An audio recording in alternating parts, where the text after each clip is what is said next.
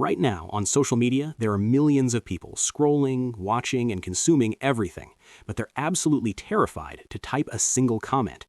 I'm talking about people who haven't left a public comment in years, despite being online every single day. And it's not just the shy types, it's happening to confident, outgoing people who have no problem speaking up in real life. Whether it's on Instagram, YouTube, TikTok, it doesn't matter where, the pattern is always the same. You're comfortable in the audience. You mentally argue with strangers, you draft replies in your head, but you never hit send. Researchers actually have a name for this. It's called the 99-1 rule, and it says that 90% of internet users are lurkers, meaning people who consume content but never engage. So why has the smallest form of self-expression started to feel like the highest risk? Today, we're breaking down the psychology of people who are terrified to comment online. Witness mode. Have you noticed how you can spend hours scrolling through a comment section, but you never actually type a single word? It's like you've perfected the art of being present without being visible. You watch it all unfold, the arguments, the jokes, the absolute chaos, and you feel like you're part of it. You're a witness, an observer, someone who knows all the references and understands all the context. You know you could contribute something valuable, but you choose not to. And it's not passive exactly. You're actively reading, reacting, and forming opinions. You're just doing it all silently.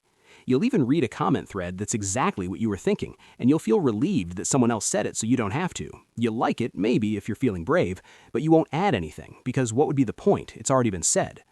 See, the psychology here is interesting. Witness mode is actually a social decision you're making without realizing it. You're choosing to be an audience member in a space that's technically open to everyone. And the reason it feels easier is because audiences don't get criticized. Audiences just watch.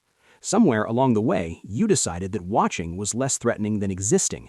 So that's what you do. You witness it all, you have thoughts about all of it, but you stay quiet, and the comment section never even knew you were there. Approval math. You ever catch yourself doing this weird mental calculation before you comment, where you're basically thinking, okay, how many people are going to see this? What kind of account is this? How many followers do they have? What's the vibe of this comment section? Are people being nice, or are they already in fight mode? And you're doing all of this in like 10 seconds without realizing you're doing it. What you're actually calculating is risk. You're trying to figure out if the potential upside, a few likes or someone agreeing to your comment, is worth the downside that feels, in your head, catastrophic. You're picturing dozens of people clapping back or the creator quote replying you just to make you look stupid in front of everyone. And the math almost never works out because in your brain, the downside always feels 10 times bigger than the upside. But that isn't a logical assessment. It's just anxiety doing its job. Anxiety makes the worst-case scenario feel like a certainty, when most of the time the realistic outcome of your comment is nothing. Someone reads it, maybe they like it, and they move on. But you've seen how fast a bad take spreads and how permanent it feels. The idea of being seen by thousands, or worse, going viral for the wrong reason, that's where the fear kicks in. You know, once it's out there, you lose control. You see other people post comments that blow up with thousands of likes, and you wonder, how did they know it would land like that? The truth is, they didn't. They just didn't do the math first. But you need certainty. You need to know it's going to be worth it before you hit send. And since you can't ever know that for sure, you just don't try. Screenshot fear. I bet you've had this thought at least once. What if someone screenshots this? And it's not because you're planning to say anything bad. It's just that the idea of a thought you had in 2026 existing independently of you forever is terrifying. Because you know that anything you post can be taken out of context, shared, and used as evidence of something you didn't mean. To a normal person who doesn't live online, a comment is just a comment. But to you, it's a liability, a permanent record of a version of yourself that you might not even be in 6 months. You've seen it happen. Someone makes a joke in 2018, and it resurfaces in 2024. Suddenly, it's proof that they haven't grown. And it doesn't matter if they've apologized or changed. Once it's screenshotted, it's immortal. It's evidence, and you can't unsay it. People have lost jobs and reputations over old comments that someone decided to dig up. And you've internalized this fear. You've realized that you don't get to decide what's controversial. The internet does. And the rules change. What's fine today might be cancelable tomorrow. So you've decided that the only way to be safe is to leave no trail, no evidence you were ever there. It's working, you're safe, but it also means that, online at least, you're kind of not even here. Phantom draft. Have you noticed how many comments you've written that never actually get posted?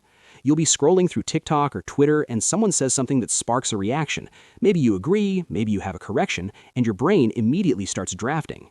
Not in the comment box yet, just in your head. You phrase it, rephrase it, and consider the tone, imagining how it might sound to a total stranger reading it cold. It happens so fast it's almost automatic, like your mind has a parallel comment section running alongside the one you're actually reading. Sometimes you even open the reply box. You get 3 sentences in, and then you stop. You read it back. It sounds fine. It sounds like something a normal person would say. But the moment you imagine it sitting there with your profile picture next to it, something changes. Suddenly, it feels too casual, or too serious, or too obvious. You'll strip it down to the actual point, but then it sounds harsh, like you're taking it too seriously. So you add a qualifier. I get what you're saying, but, or not trying to be rude, just thinking out loud. But now that feels defensive, like you're apologizing before you've even said anything. You can already feel the potential replies. It's not that deep, or who hurt you. So you delete the whole thing, because the moment it became real, the moment it was about to exist outside your head, it felt like a risk you didn't need to take. You think you're participating because you're mentally in the conversation, but technically you're just a very active ghost. Perfect timing. Have you noticed how you've developed this internal clock for when it's okay to comment? You'll watch a video the second it drops. You have an immediate reaction, something you actually want to say, but you hesitate. It feels too early. You feel like you should wait and see what the vibe is first. You want to make sure your take isn't going to be ridiculed by the popular consensus. So you wait. You scroll through the top replies. You start to formulate a response based on what's already landing well. But by the time you've finished calculating if it's safe to speak, hours have passed, maybe even days. Now the video's been up for a week, the conversation has moved on, the replies are full. Suddenly, commenting feels like showing up to a party after everyone's already gone home. You tell yourself it's not worth it. You've internalized this rule that if you're not first, you're irrelevant. But the truth is, you're never first, because you're too busy checking the weather to see if it's safe to step outside. And by the time you decide it is, the moment is gone, and you've missed it again.